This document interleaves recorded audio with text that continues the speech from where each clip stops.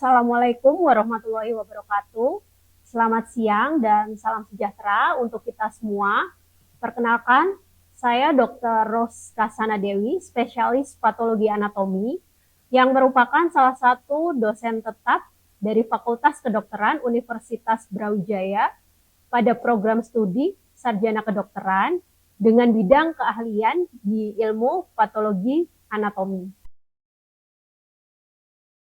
Pada kesempatan kali ini, saya akan memaparkan deskripsi mata kuliah yang saya ampuh, yaitu mata kuliah Basic Medical Science 5 atau BMS 5. Mata kuliah BMS 5 merupakan mata kuliah wajib yang ditujukan kepada mahasiswa program studi sarjana kedokteran di semester 2 dengan bobot sebesar 2 SKS.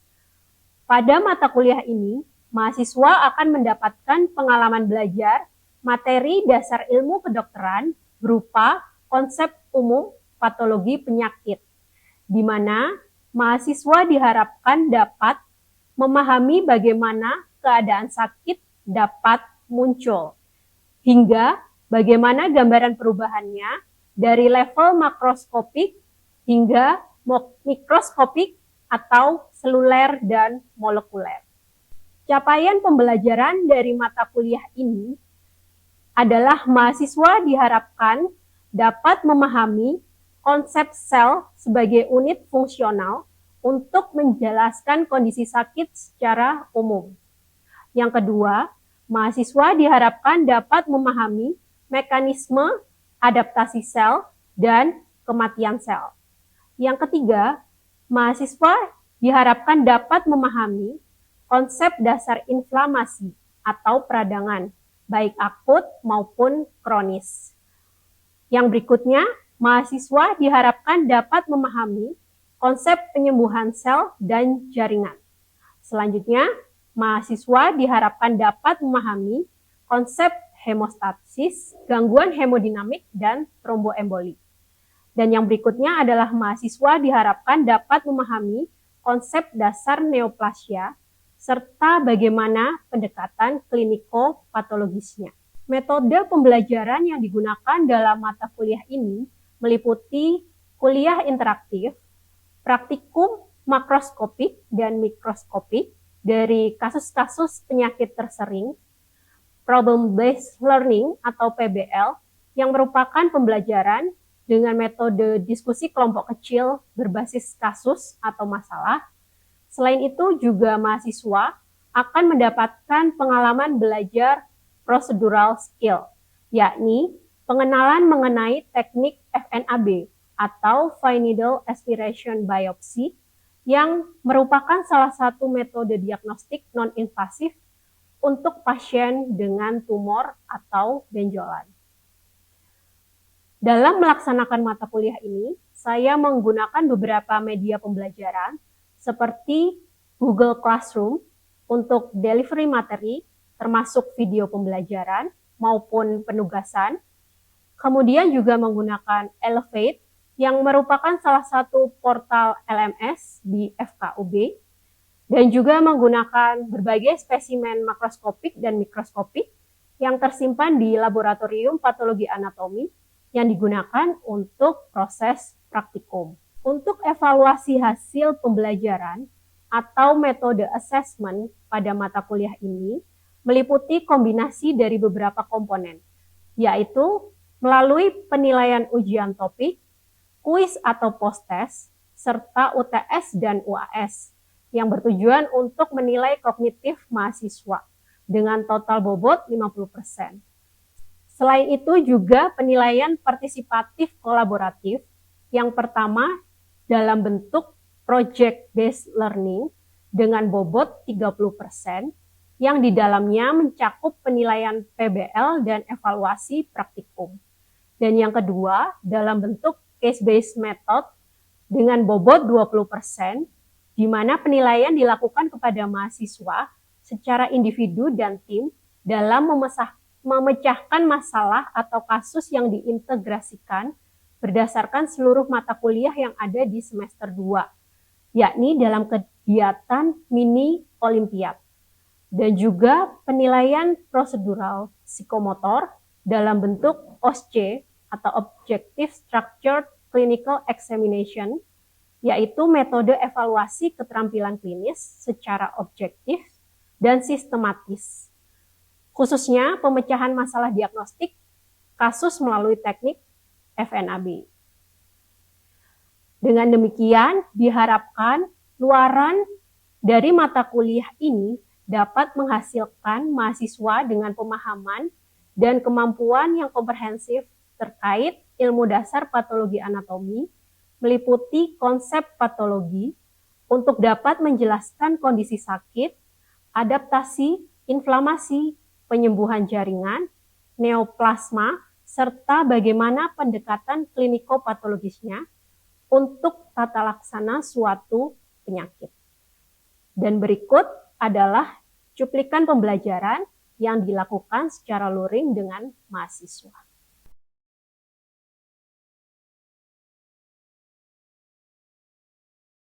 Ya, Assalamualaikum warahmatullahi wabarakatuh. Ya, selamat siang adik-adik. Perkenalkan, saya Dr. Ruska Sana Dewi ya. Kita sudah pernah bertemu di pertemuan pertama yaitu di kontrak kuliah.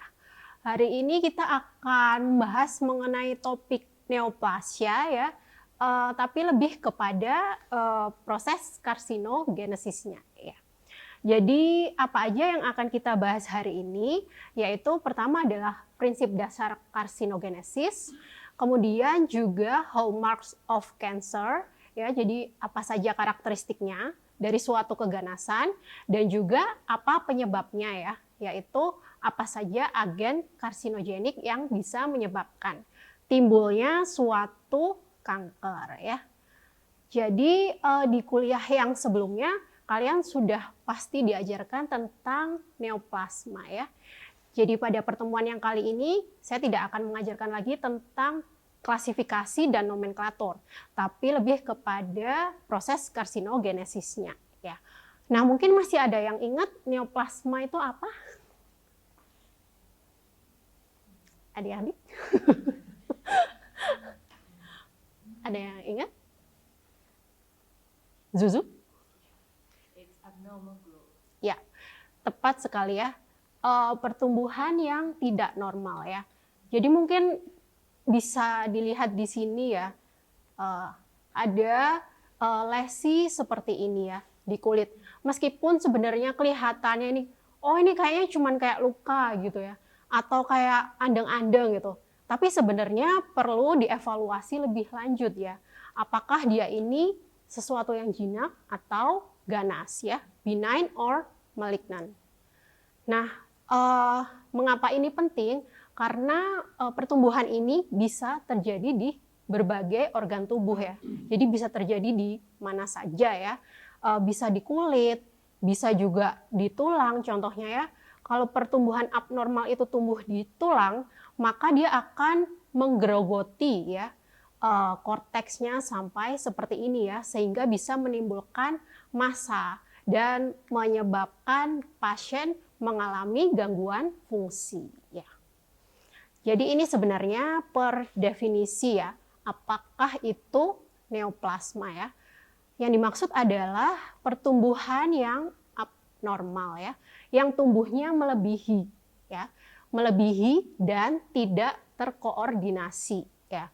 Dan pertumbuhan ini akan terus berlangsung. Jadi sifatnya persisten meskipun stimuli yang menyebabkan itu sudah tidak ada. Jadi dia bisa terus tumbuh gitu ya, tanpa terkoordinasi ya.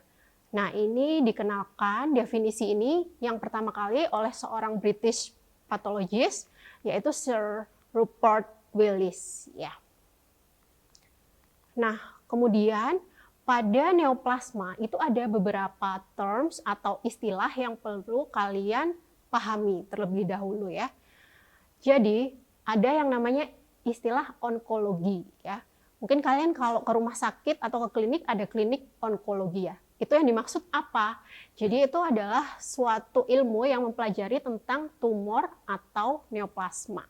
Jadi kalau misalnya dari dokter umum atau penyakit dalam dirujuk ke klinik onkologi, berarti kemungkinan diagnosisnya mengarah atau mencurigakan ke arah suatu neoplasma.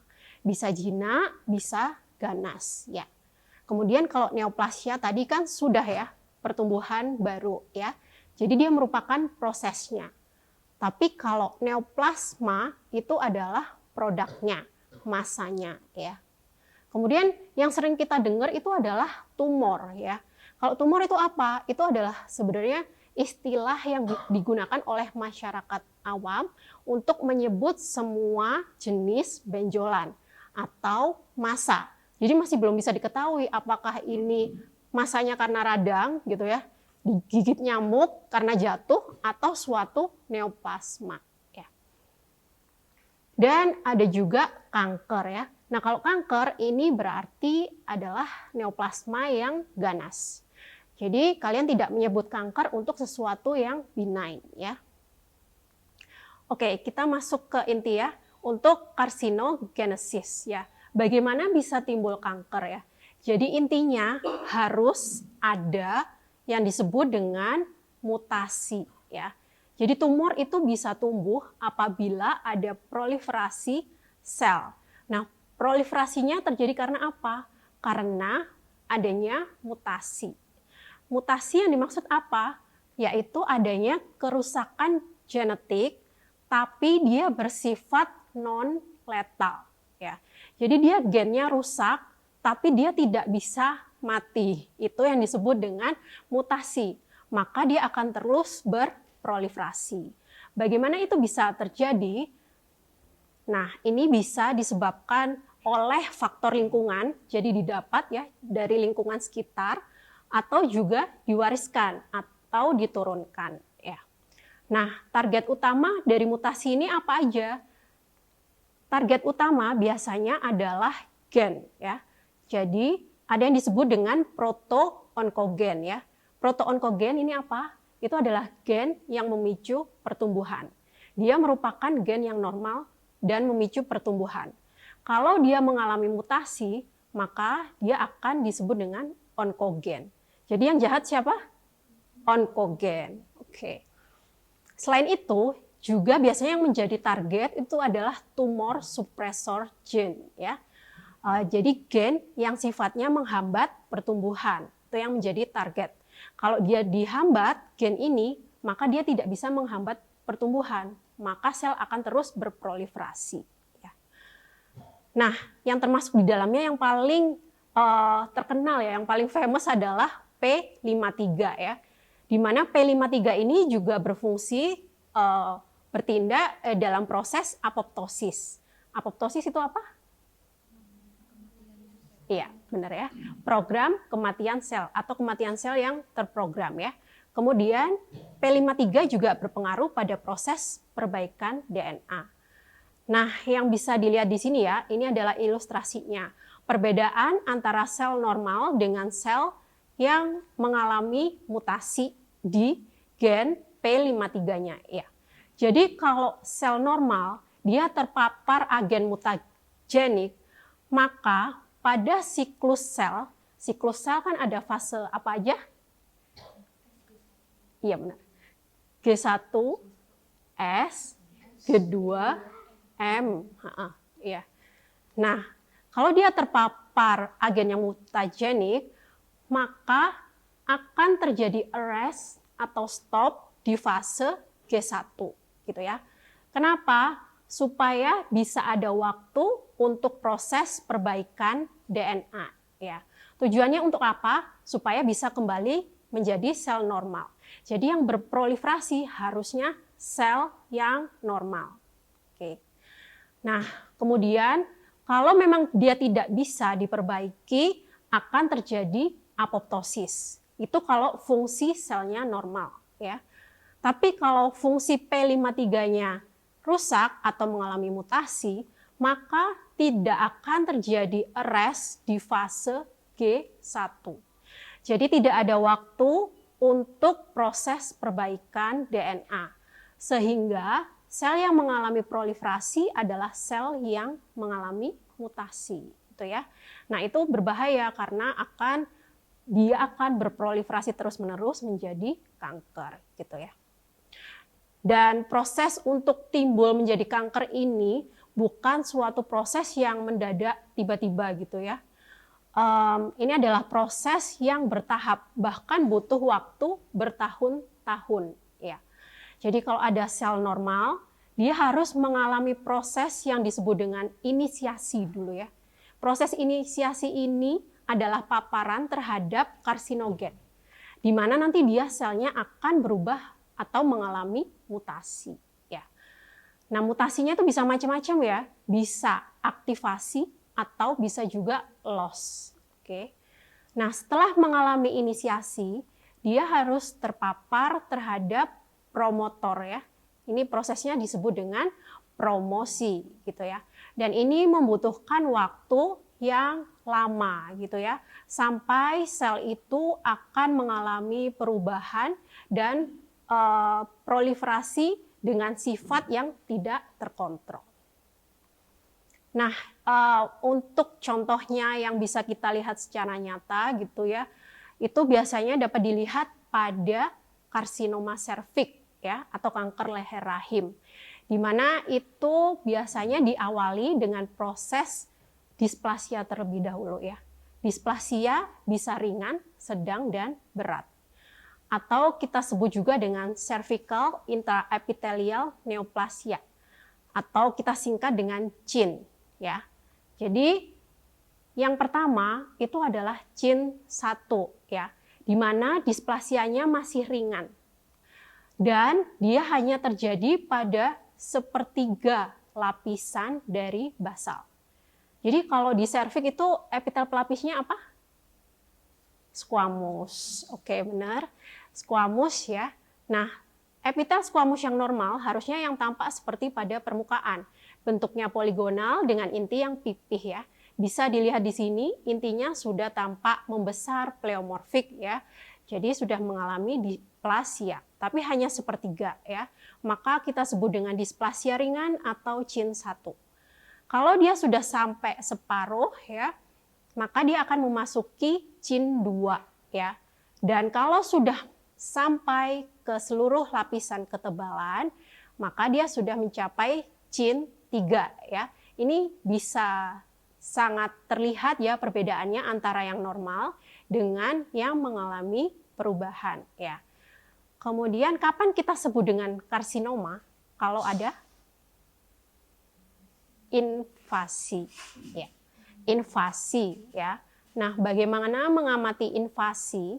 Jadi kita harus amati di bagian basal.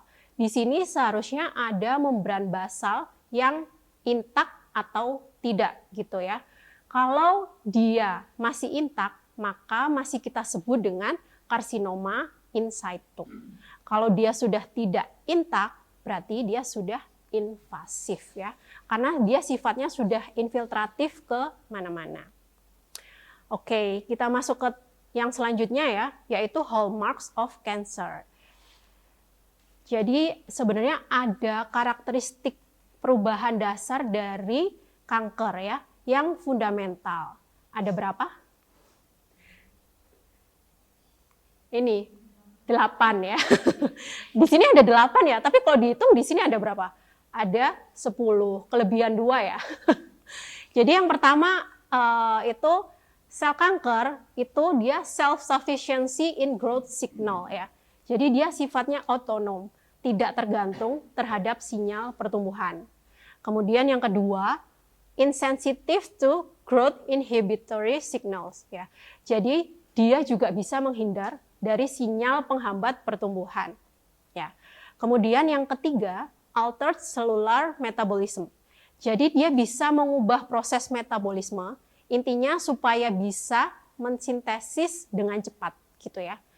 Kemudian evasion of apoptosis ya. Jadi dia bisa menghindar dari program kematian sel. Dengan cara apa? Ini ya. Jadi di sini ada 2 macam protein.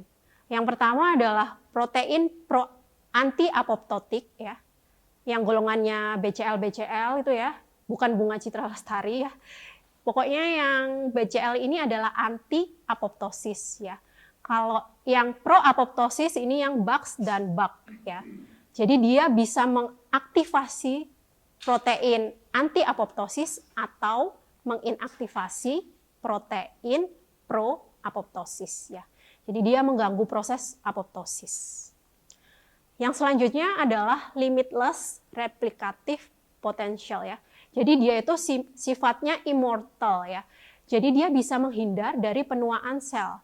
Kenapa? Karena seharusnya pada saat pembelahan sel ada yang disebut dengan telomeres ya. Jadi seharusnya setelah membelah, telomeres ini akan memendek ya. Setelah membelah dia harusnya memendek. Tapi ini dia dihambat ya. Jadi setelah membelah dia nggak pendek-pendek, jadi terus ada, terus berkembang ya. Makanya itu yang disebut dengan immortal ya. Kemudian dia juga memiliki sifat sustain angiogenesis ya, karena itu yang dibutuhkan untuk terus tumbuh ya, suplai vaskular. Dan juga yang khas dia memiliki kemampuan untuk invasi dan metastasis ya. Jadi bisa menyebar ke mana-mana. Dan yang sulit juga dia bisa menghindar dari respon imun tubuh pasien gitu ya. Itu tadi 8 yang utama. Kemudian sisanya apa yang di sini ada 10 ya? Yaitu adalah karakteristik tambahan ya. Yang termasuk di dalamnya adalah instabilitas genomik ya. Jadi pada individu tertentu gennya mengalami instabilitas sehingga lebih mudah mengalami mutasi ya. Dan juga ada kondisi-kondisi inflamasi yang kalau dibiarkan terus-menerus, maka dia akan memicu timbulnya kanker. Oke. Nah, ini adalah yang berikutnya, apa saja penyebabnya ya, atau etiologinya ya. Jadi, etiologi untuk timbulnya kanker itu kita sebut dengan karsinogen ya.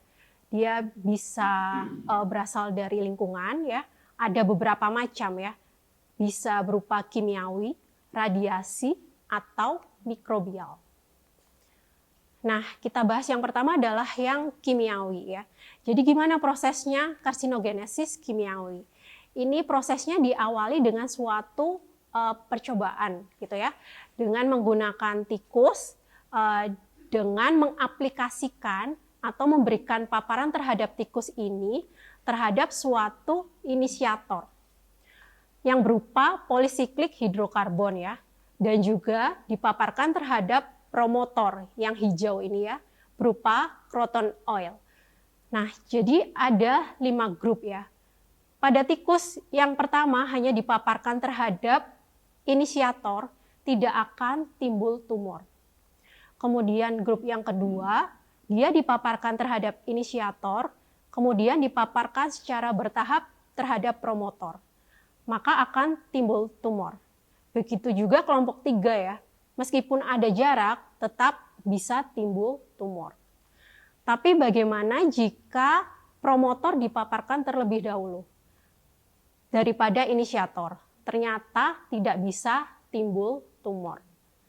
Dan apabila hanya dipaparkan terhadap promotor, juga tidak akan timbul tumor. Jadi hasil penelitiannya seperti itu ya. Jadi proses tahapannya gimana? Harus ada proses inisiasi. Inisiasi tadi apa? Tadi ya, paparan terhadap inisiator. Yang dimaksud inisiator apa? Agen yang menyebabkan mutasi. Ya.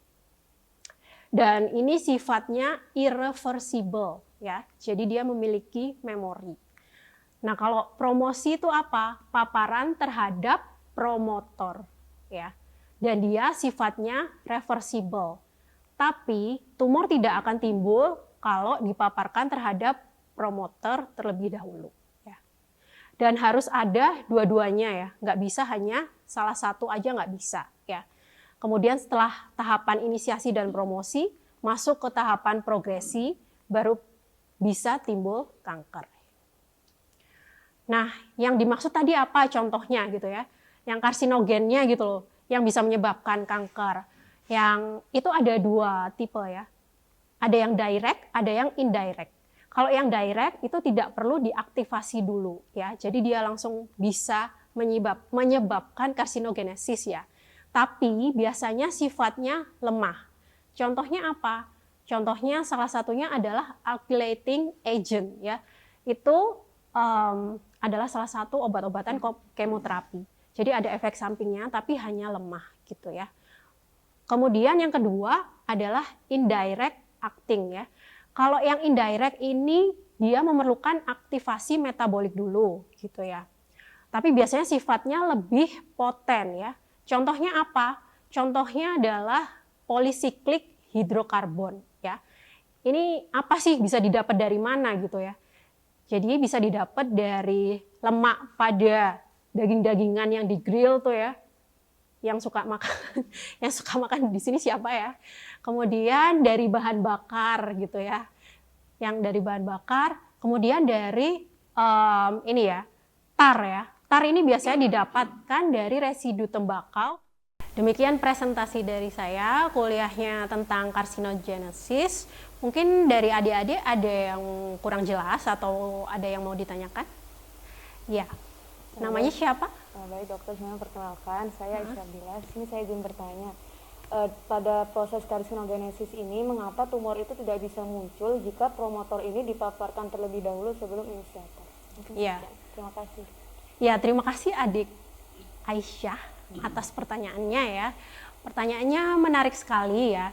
Jadi mengapa tumor tidak bisa timbul apabila dipaparkan terhadap promotor terlebih dahulu gitu ya, sebelum inisiator. Ya, pertanyaannya menarik sekali ya. Jadi promotor itu sifatnya hanya mendorong proliferasi, hanya mendorong atau menstimulasi proliferasi sel. Jadi harus sudah ada bahannya dulu ya. Bahannya apa yang didorong? Harus ada sel yang sudah mengalami perubahan. Perubahannya apa? Yaitu perubahannya berupa mutasi. Nah, bagaimana dia bisa mengalami mutasi?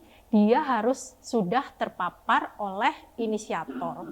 Jadi dia harus sudah mengalami inisiasi terlebih dahulu gitu ya. Jadi apabila dipaparkan terhadap promotor terlebih dahulu, itu tidak akan efektif karena tidak ada sel yang mengalami perubahan terlebih dahulu gitu ya. Jadi kalau dianalogikan, misalnya pada kondisi sedang bercocok tanam gitu ya. Jadi inisiator ini adalah bibitnya atau benihnya yang kalian tanam gitu ya. Sedangkan promotor adalah pupuknya gitu ya. Jadi meskipun kita memberikan pupuk gitu ya, tapi tidak ada bibit yang ditanam, maka tidak akan ada yang tumbuh ya. Mungkin itu, apakah sudah jelas? Sudah, Dok. Ya. Terima kasih, Dok. Ya, terima kasih Aisyah. Dari yang lainnya? Sudah tidak ada ya? Baik, terima kasih. Saya rasa sudah jelas. Mungkin bisa kita akhiri. Semoga bermanfaat. Assalamualaikum warahmatullahi wabarakatuh. Waalaikumsalam.